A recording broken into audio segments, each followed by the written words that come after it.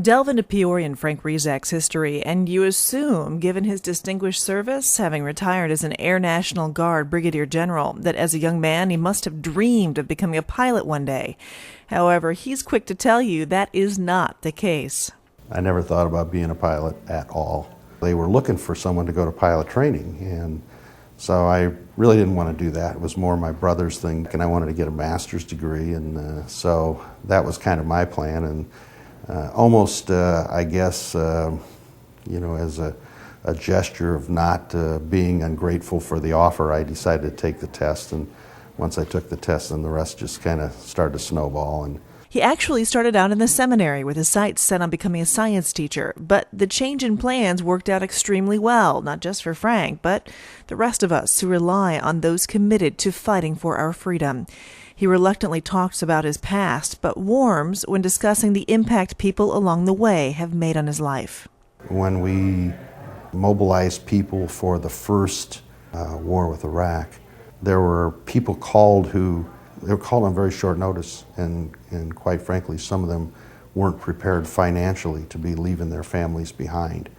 And there was one particular time when I saw several unit members take literally hundreds of dollars out of their pockets. They took everything they had out of their pockets to give to their families while they were gone. They did it quietly. No one even knew that happened. It just happened. Frank's nominator doubts the man ever sleeps and is touched that after nearly 40 years in the military, he still makes it his mission to give back to his community every single day. He's been a voice for veterans and was heavily involved in keeping the Illinois Air National Guard base at Peorias Airport. But he is more than reluctant to tout all of this. He says he is no hero. I'm just somebody that lives on a nice street in Peoria and cares about his neighborhood and cares about his church and cares about his city and cares about his country. And it's not any more complex than that. It really isn't. He's secure enough in himself that he doesn't need adulation. To friends and colleagues, Frank is a needed pillar.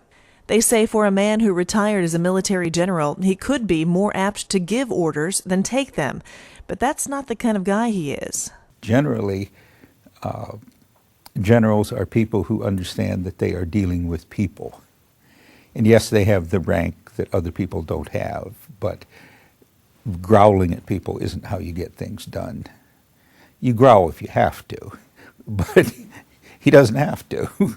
What does get his attention is his own neighborhood, keeping an eye on others, for instance, making it a point to befriend those who might feel disconnected, taking communion to neighbors, volunteering regularly, and even keeping area streets and yards clean, something he prefers to do on his own without kudos. I like to do things when I'm not told to do them, just do them, get it done. And somebody needs to address that. I get frustrated with litter, I get frustrated with loud noise and people invading other people's space. I just wish everybody could get along.